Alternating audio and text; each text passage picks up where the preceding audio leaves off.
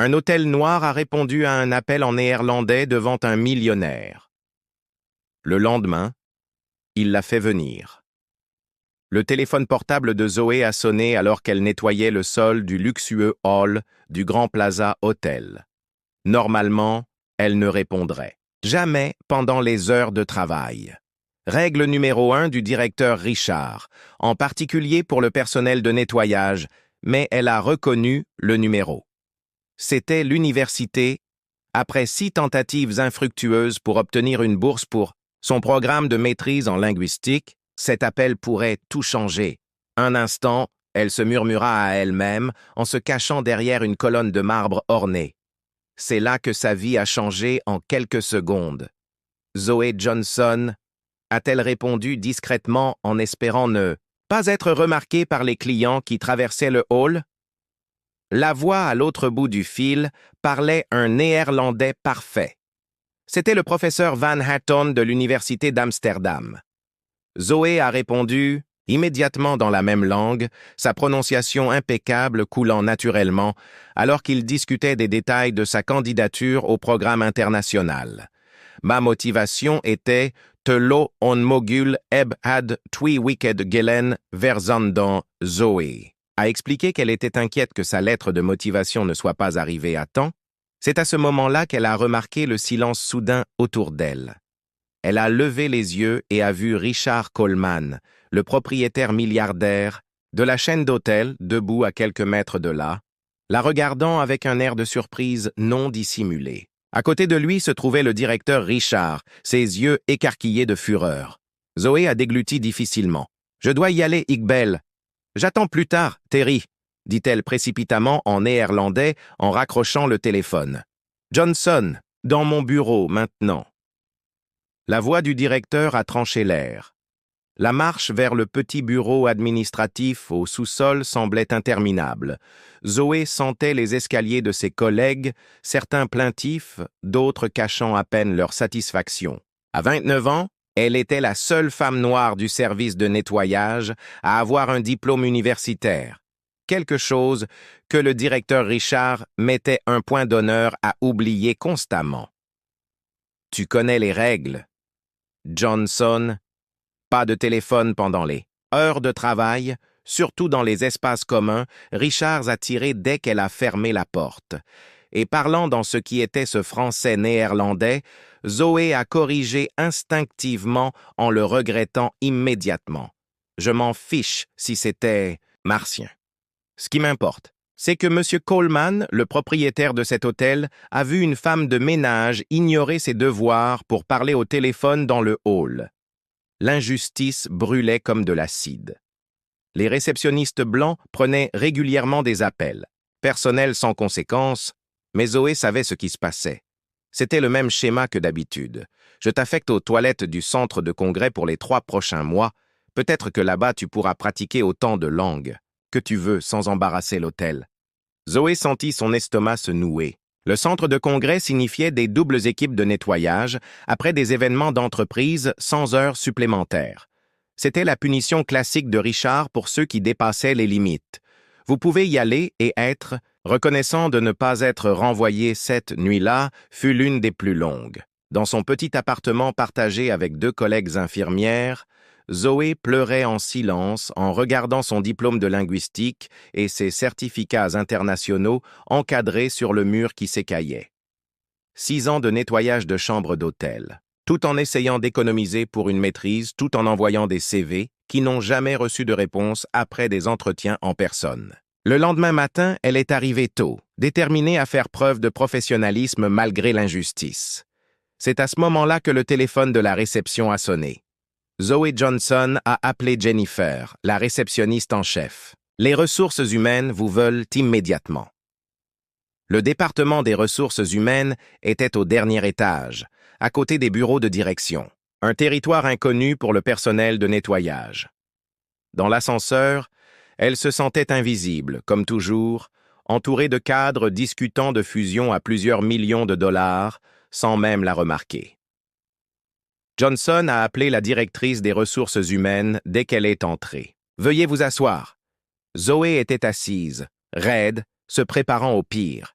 Un licenciement très probable. Monsieur Coleman a demandé une réunion avec vous. Maintenant, le bureau de la propriétaire était plus grand que tout son appartement. Richard. Coleman, à 45 ans, était célèbre dans le monde des affaires pour avoir transformé des hôtels en faillite en propriétés de luxe. Et maintenant, il la regardait directement. « Néerlandais, français, italien et mandarin, c'est vrai ?» demanda-t-il sans détour en consultant un dossier ouvert sur le bureau. Zoé cligna des yeux, confuse. « Comment as-tu fait pour ton CV? Je l'ai demandé au RH dès que je t'ai entendu hier. Diplôme avec mention en linguistique de Georgetown, parle couramment 6 langues, dont 2 asiatiques, et nettoie mon hôtel depuis 6 ans. » Ce que Zoé ne savait pas, c'est que ce moment n'était pas une coïncidence. Ce que personne dans cet hôtel ne soupçonnait, c'est que derrière cet appel téléphonique en néerlandais se cachait une histoire bien plus grande, un lien improbable qui allait non seulement transformer la vie de Zoé, mais aussi exposer un système de discrimination qui, pendant des années, avait caché des talents extraordinaires derrière des balais et des produits de nettoyage. Si cette histoire de préjugés sur le lieu de travail suscite votre indignation, inscrivez-vous pour découvrir comment un simple appel téléphonique, dans une langue étrangère, deviendrait le catalyseur d'un revirement que même le milliardaire le plus puissant n'aurait pas pu prédire. Pendant quelques secondes, le bureau était complètement silencieux. Zoé resta immobile, son esprit traitant ce qu'elle venait d'entendre. Richard Coleman savait qui elle était vraiment, la connaissait, et pas seulement comme la femme invisible, en uniforme de nettoyage que tout le monde ignorait dans les couloirs. 6 ans, répéta Coleman en fermant le dossier et en croisant les bras. Puis-je vous demander pourquoi un linguiste diplômé de Georgetown nettoie mes toilettes au lieu de travailler sur des traductions internationales? Zoé prit une grande inspiration. J'ai envoyé 47 CV au service des relations internationales de cet hôtel. Tous ignorés. J'ai tenté une mutation interne 12 fois, toujours refusée. Par qui? Le directeur Richard et M. Whitmore, directeur des opérations. Coleman a noté les noms sans sourciller. Whitmore, curieux, se plaint constamment du manque de personnel multilingue pour nos clients internationaux. Ses yeux se plissaient, surtout pour les conférences asiatiques. Ce que Coleman n'a pas dit, c'est qu'il avait remarqué une tendance inquiétante. 3 mois plus tôt, il avait engagé un cabinet de conseil pour enquêter discrètement sur les raisons pour lesquelles ces hôtels de la côte Est avaient des taux de rotation alarmants parmi les employés qualifiés non blancs. Zoé. Je vais être franc demain. Une conférence commerciale avec des dirigeants d'entreprises néerlandais et chinois commence. J'ai besoin de quelqu'un qui parle couramment les 2 langues et qui comprend les nuances culturelles, et vous voulez que je nettoie leur chambre, a demandé Zoé, incapable de cacher son sarcasme. Coleman a souri brièvement. Je veux que vous soyez notre coordinateur des relations internationales pour l'événement temporairement, salaire 5 000 $ par semaine à partir d'aujourd'hui. Zoé a failli laisser tomber son sac à main. C'était plus que ce qu'elle avait gagné, en 3 mois. Pourquoi moi? Il y a des centaines de candidats qualifiés. Parce que je vous ai entendu parler néerlandais comme un natif, parce que vous avez les qualifications dont j'ai besoin, et parce que je soupçonne qu'il se passe quelque chose de très mal dans mon entreprise. 1 heure plus tard, Zoé entra dans l'ascenseur avec un nouveau badge et un accès complet au système de l'hôtel. En route vers les RH pour finaliser les papiers, elle rencontra le directeur Richard. Le choc sur le visage de la femme était inestimable. Johnson, que faites-vous à cet étage sans uniforme, travaillant comme coordinatrice des relations internationales de Madame Richard à la demande directe de M. Coleman? Richard pâlit visiblement. Impossible. Vous n'avez pas les qualifications pour Georgetown. Parle couramment 6 langues, dont le mandarin et le néerlandais. Zoé l'interrompit en gardant un ton professionnel. Mon CV est dans les dossiers de l'hôtel depuis 6 ans, avec mes 12 demandes de transfert. Alors que le directeur balbutiait des explications, Zoé continua son chemin. Au département des ressources humaines, elle a trouvé une alliée inattendue, Zoé Williams, une analyste en recrutement nouvellement embauchée qui a montré un véritable enthousiasme. Zoé a finalement vu votre dossier lorsque j'ai commencé il y a 3 mois et je ne comprenais pas pourquoi quelqu'un avec vos qualifications était dans le service d'entretien. Zoé m'a confié alors qu'elle organisait son transfert. J'ai essayé de parler à Whitmore, mais il m'a immédiatement coupé la parole. Cet après-midi-là, alors qu'elle se préparait pour la conférence dans la salle VIP, Zoé remarqua quelque chose d'inquiétant. Les documents de l'événement contenaient des traductions incorrectes et inappropriées en mandarin, ce qui pourrait entraîner de graves malentendus diplomatiques avec les dirigeants chinois. Elle corrigea rapidement les erreurs en remaniant les documents d'accueil. « Comment saviez-vous qu'ils étaient faux ?» demanda Coleman, qui observait silencieusement son travail depuis l'embrasure de la porte. La traduction précédente utilisait des termes qui pourraient être considérés comme offensants dans le chinois d'entreprise formel. Zoé expliqua. Celui qui a fait cela connaît les bases de la langue mais pas les nuances culturelles. Coleman hocha la tête pensivement. Whitmore m'assura qu'il avait embauché les meilleurs traducteurs. Cela a coûté une fortune. Il a embauché quelqu'un sans vérifier ses références. Zoé corrigea en soulignant une erreur critique dans la traduction d'une proposition de partenariat. Le lendemain, la conférence a commencé. Zoé a glissé parmi les dirigeants d'entreprises internationales avec une élégance naturelle, passant sans effort du néerlandais au mandarin, médiant les conversations et facilitant les connexions qui prendraient normalement des jours à établir. Pendant une pause, elle a été approchée par Whitmore, le directeur des opérations, un homme qui n'avait jamais daigné lui parler en 6 ans. Son sourire n'atteignait pas ses yeux. « Mademoiselle Johnson, je suis impressionné. Richards a clairement mal jugé votre potentiel. Merci, monsieur Whitmore. C'est impressionnant de voir comment mon CV mentionnant la maîtrise du mandarin a été négligé, en particulier lorsque l'hôtel a dépensé 50 000 $ en services de traduction inadéquats pour cette conférence. » Le sourire de Whitmore s'est figé. Il doit y avoir un malentendu que je n'ai jamais reçu. J'ai reçu une confirmation de réception de chaque email au cours des 6 dernières années. Zoé l'a interrompu calmement, y compris ceux vous alertant d'erreurs critiques dans les traductions sous contrat pour des événements asiatiques. Ce que Zoé n'a pas mentionné, c'est qu'elle lui avait donné accès au dossier des contrats de traduction. L'entreprise appartenait à la nièce de Whitmore, qui n'avait aucune expérience avérée en mandarin formel, mais facturait des tarifs d'expert. Pire encore, toutes les traductions précédentes contenaient des erreurs similaires. Cela aurait pu coûter des millions en perte d'activité le 3e jour de la conférence, quelque chose d'inattendu s'est produit. L'un des hommes d'affaires, néerlandais, a reconnu Zoé.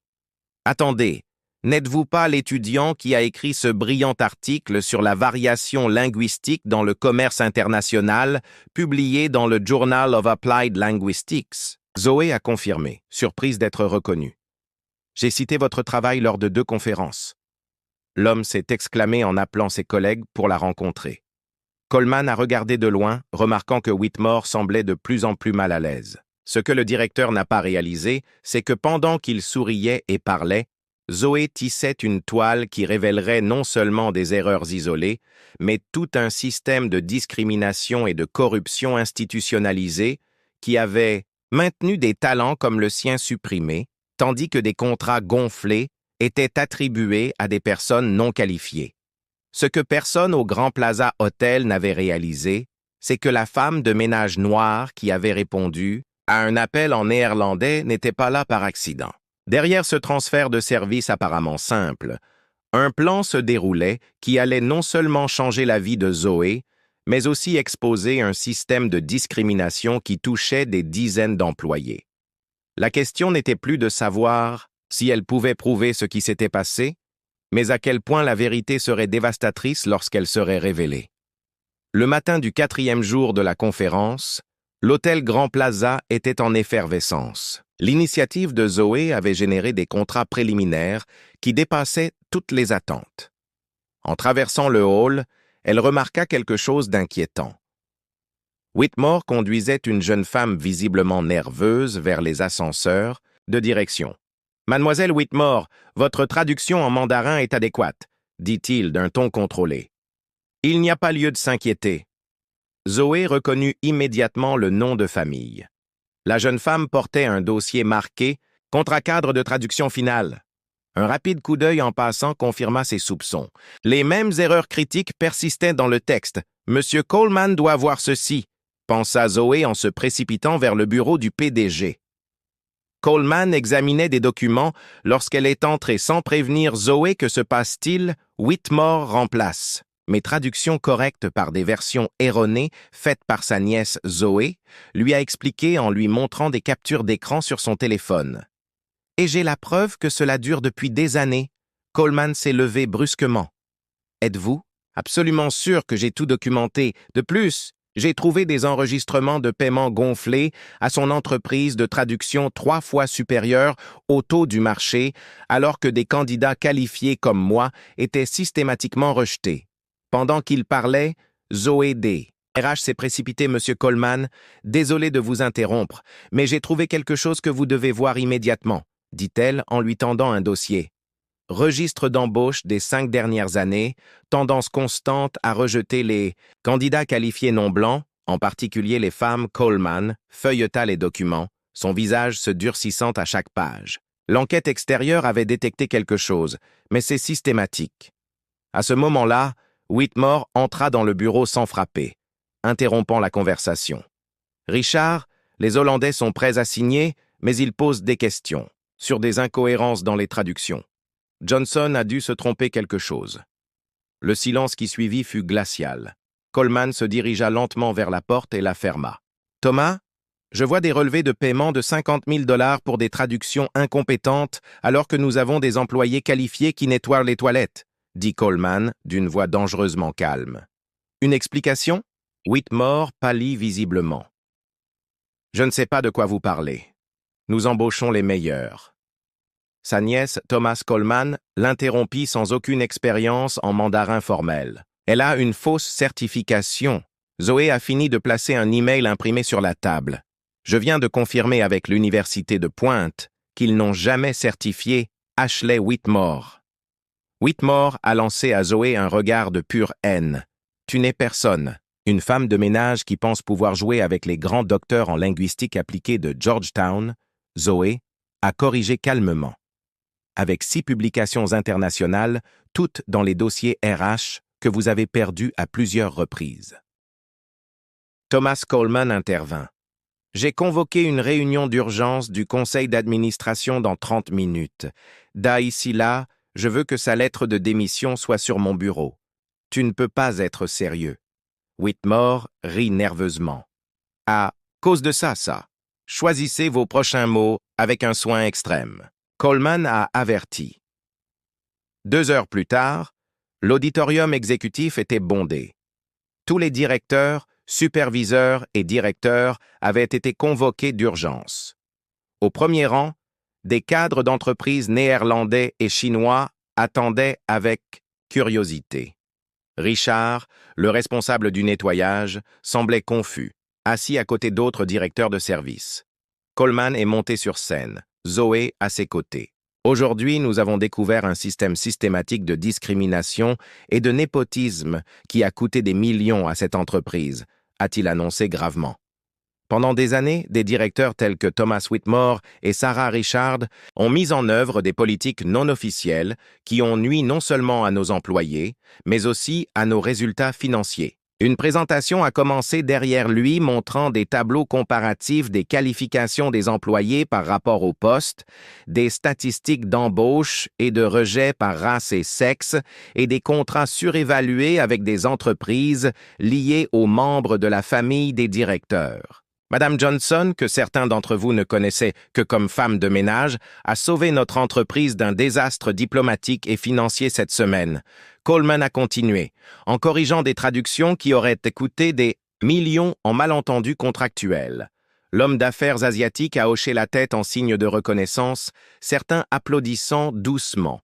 À la suite de cette enquête, Thomas Whitmore a été licencié pour motif valable. Coleman a annoncé que Sarah Richards est suspendue pendant que nous terminons notre enquête sur son implication et qu'elle prend effet immédiatement.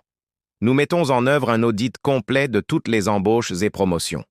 Au cours des 5 dernières années, La salle est tombée dans un silence choqué. Richard, maintenant pâle, fixait le sol.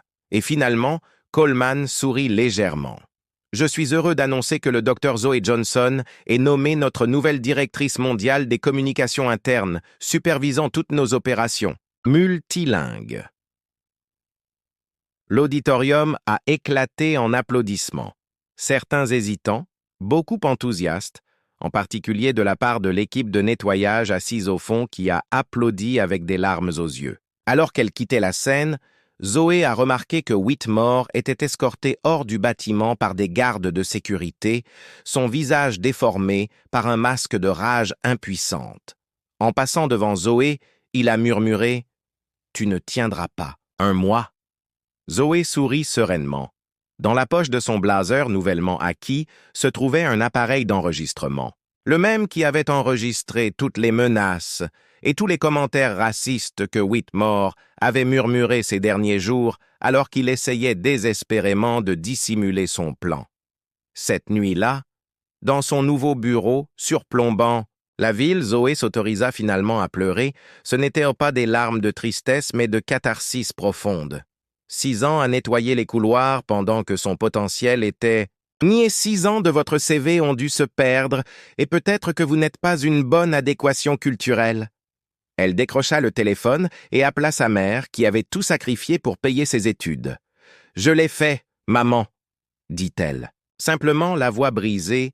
Ce que personne au Grand Plaza Hotel n'aurait pu prédire ce jour-là, c'est que la véritable transformation ne faisait que commencer. Alors que certains dirigeants digéraient encore le choc de voir leurs anciens privilèges s'effondrer, d'autres réalisaient déjà l'inévitable vérité. Le véritable talent, lorsqu'il est enfin libéré, corrige non seulement les injustices passées, mais redéfinit complètement l'avenir. La chute de Whitmore et de son plan discriminatoire n'était que le premier chapitre d'une refonte complète qui allait ébranler les fondations non seulement de cet hôtel, mais de toute l'industrie hôtelière américaine. Et tout a commencé par un simple appel téléphonique en néerlandais. 6 mois s'étaient écoulés depuis ce jour fatidique où Zoé avait répondu à un appel en néerlandais dans le hall de l'hôtel Grand Plaza. Ce qui avait été un cas isolé de justice personnelle s'était transformé en une révolution silencieuse dans l'industrie hôtelière américaine. Le bureau de Zoé, au 32e étage, surplombait désormais tout Manhattan.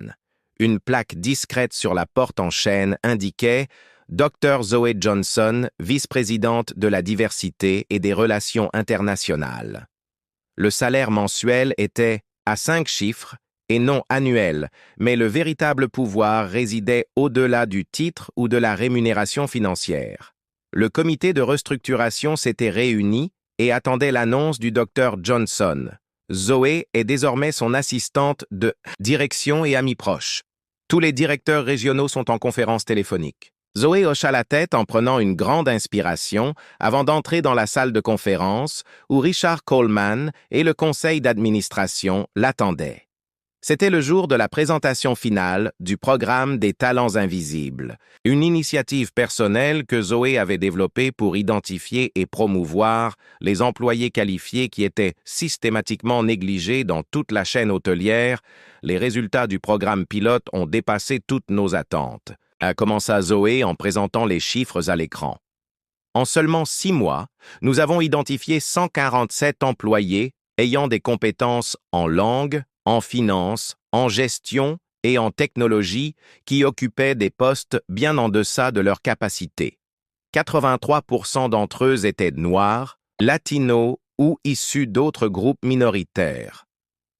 Coleman hocha la tête en signe d'approbation. Le programme avait été sa première demande lors de l'acceptation de la promotion, non seulement pour régler sa situation individuelle, mais aussi pour changer l'ensemble du système. Le plus impressionnant, a poursuivi Zoé, est l'impact financier. Les coûts de traduction externalisés ont diminué de 78%. La satisfaction des clients internationaux a augmenté de 42%. Et nos notes de diversité sont désormais parmi les meilleures du secteur. Tout cela en offrant de réelles opportunités aux personnes qui sont déjà sur notre liste de paie.